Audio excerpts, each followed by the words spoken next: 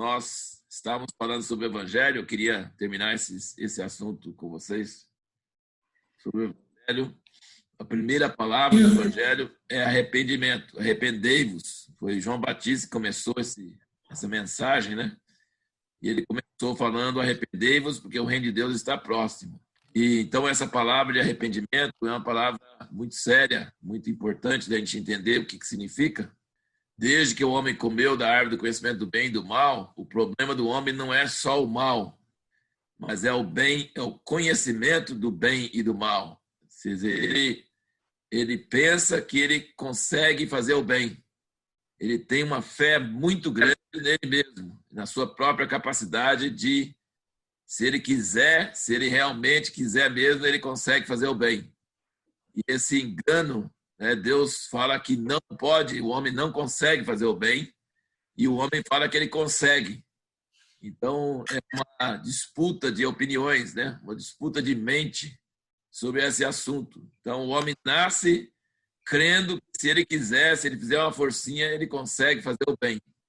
Então, esse é o grande problema do homem, é uma fé muito grande na sua própria capacidade de fazer o bem. Então, arrependimento não é só sobre coisas erradas que a gente fez, tipo, Deus, me perdoa por toda coisa errada que eu fiz, agora eu prometo que eu não vou fazer mais. Então, quando a pessoa fala assim, eu prometo que não vou fazer mais, ele ainda crê que ele vai conseguir. Então, assim, ele precisa entrar em desespero e falar assim, eu não consigo fazer o bem, é impossível para mim, eu preciso de socorro. E aí, quando ele fala isso, aí Deus está liberado para operar na vida dele. Então, é claro que ele vai arrepender das coisas ruins que ele fez. É claro que quando João Batista pregava, eles confessavam seus pecados em público. Mas só isso não resolve, né? Jesus dizia, arrependei-vos e crede no Evangelho.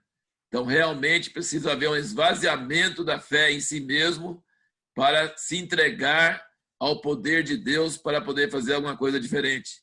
E aí é uma desistência do fruto da árvore do conhecimento do bem e do mal. Fala assim, Deus, eu não consigo fazer o bem, eu não consigo, eu entrego, eu não tenho força em mim mesmo, eu não tenho, eu me arrependo não só do mal, mas me arrependo até das coisas boas que eu fiz, porque atrás das coisas boas só tinha uma intenção ruim também, mal também. Então, assim, me arrependo não só dos frutos da árvore do pecado, dos frutos do pé de limão, eu me arrependo do pé de limão. Eu arrependo não só dos pecados, mas do pecado. E aí eu fiz várias frases aqui para resumir o que é arrependimento. Eu vou só citar aqui porque eu acho que ajuda bastante a gente entender isso. Arrependimento é a mudança total do conceito que nós temos sobre nós mesmos. Todo mundo se pergunta o que é arrependimento, a pessoa fala, mudança de mente. Mas assim, mudança de mente sobre o quê? Mudança de mente do conceito que temos sobre nós mesmos. Trauma incontrolável e permanente do pecado. Quando falta arrependimento, a gente convive pacificamente com o pecado. Com arrependimento, nós temos trauma do pecado. Né? Eles falam que gato escaldado tem medo da água fria. Então, assim, nós devíamos ter um horror do pecado. Nós devíamos ter assim, achar que não é normal, que não é certo, que não é possível. É mais ou menos aquele, como eu disse, é uma pré-estreia do juízo de Deus. Ai de mim, né, disse Isaías, ai de mim, sou homem de lábios impuros. Daniel falou assim, toda a minha beleza se transformou em nojo, fiquei com nojo de mim mesmo. Então, assim, o arrependimento é um trauma incontrolável e permanente do pecado. Nojo de si mesmo. Horror diante da revelação da nossa verdadeira situação. Tristeza segundo Deus. Revelação do que nós fizemos contra Deus, da enormidade da nossa culpa diante dele. Força motivadora para correr de volta a Deus por meio do sacrifício de Jesus. Maior pavor de continuar no pecado do que vontade de preservar nossa imagem diante dos outros. Assim, o milagre que João Batista conseguiu é de pessoas falarem mal de si mesmos em público. Isso é inédito. Então, isso só o Espírito Santo pode fazer desde criança. Nós temos um pavor de falar mal de nós mesmos. E nós temos uma facilidade de falar mal dos outros. Então, falar mal de você mesmo em público é um negócio assim milagroso. Isso é sinal de arrependimento. Isso é sinal de avivamento. Quando nós conseguimos falar mal de nós mesmos em público e nós mesmos acabar com a nossa própria autoimagem, aí vou te falar, aí é milagre. Por isso que eles acharam que João Batista já era o Messias, porque isso era muitas pessoas, não era poucas pessoas, saindo para o deserto, ser batizado nas águas, confessando seus pecados em público. E tem havido grandes avivamentos no passado, onde isso tem repetido. As pessoas têm tanto temor de Deus que não estão nem aí para a opinião das outras pessoas. Estão mais preocupados com sua situação diante de Deus do que qualquer coisa do que os outros pensam de mim. E esse negócio de se importar tanto com o que os outros pensam da gente é uma coisa assim que só Deus pode aniquilar, né? Esse negócio de se importar com a opinião dos outros. Gratidão infinita pela dádiva do perdão e da salvação imerecidas. Admiração e assombro diante do tamanho do amor de Deus, que poderia incluir pessoas tão vis como nós.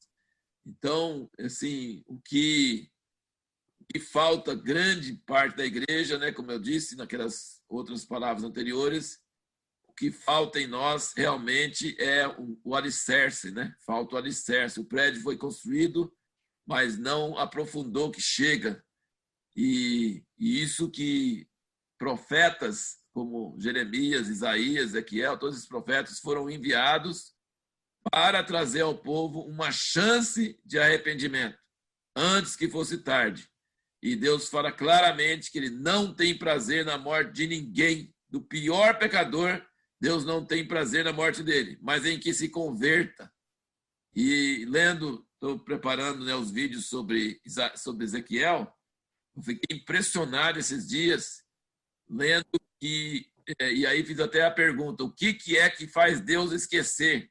Gente, você pensar assim, para fazer Deus esquecer de um negócio, ele lembra de tudo, ele sabe de tudo, né? Como diz o Cláudio, ele sabe o que tal formiga está fazendo agora, nesse instante. E Deus, assim, sabe de todas as coisas. Deus é onisciente. Então, como que ele pode esquecer? Como que ele pode esquecer? Mas a Bíblia fala que ele esquece. A Bíblia fala que Deus esquece. Isso é um negócio incrível. E o que é que Deus esquece? Quando o ímpio se arrepende e faz o retorno e volta na contramão de tudo que ele fez antes. Deus fala que nada que ele fez será lembrado. Nada. Todas as maldades que ele fez serão esquecidas. Isso é um negócio maravilhoso. O ladrão na cruz, Deus não lembrou de nenhum dos roubos dele. Ele considerou só aquela palavra, aquela mudança dele na cruz. Ele considerou só isso. O resto foi esquecido. Então, isso, Deus não está interessado em currículo de ninguém. Ele fala ao contrário também, que se o justo deixar de fazer justiça e começar a se achar, e achar, não, isso não tem problema, isso é coisa pequena, eu já fiz tanta coisa boa, já tenho um currículo bom com Deus, que Deus vai esquecer de tudo que ele fez de bom, e ele vai ficar naquele estado de ímpio. Então, Deus não olha currículo, Deus olha o seu estado diante dele agora, o seu estado diante de Deus no momento. Ele quer saber se você está no caminho dele agora, se você ama ele agora, se você detesta e abomina o pecado agora. Deus não está interessado no que você fez ou deixou de fazer, ele está interessado em você, na sua pessoa, no seu estado, e o resto ele esquece. Tantas coisas boas, se você virar para o lado ruim, tantas coisas ruins, se você virar para o lado bom. Nosso Deus é muito grande, é tão grande que ele consegue esquecer. Isso é uma maravilha.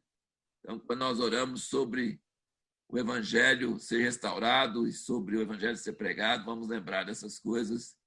E lembrar que Deus, nós estamos orando para o Evangelho ser pregado para causar arrependimento no mundo, mas ele também está querendo fazer arrependimento em nós. Arrependimento precisa aprofundar a sua obra em nós muito mais fortemente.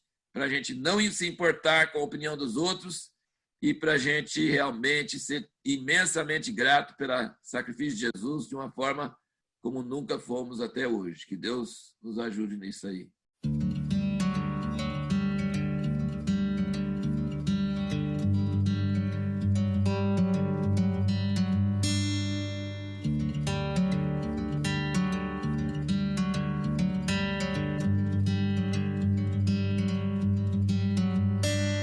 I'm driving down an empty freeway.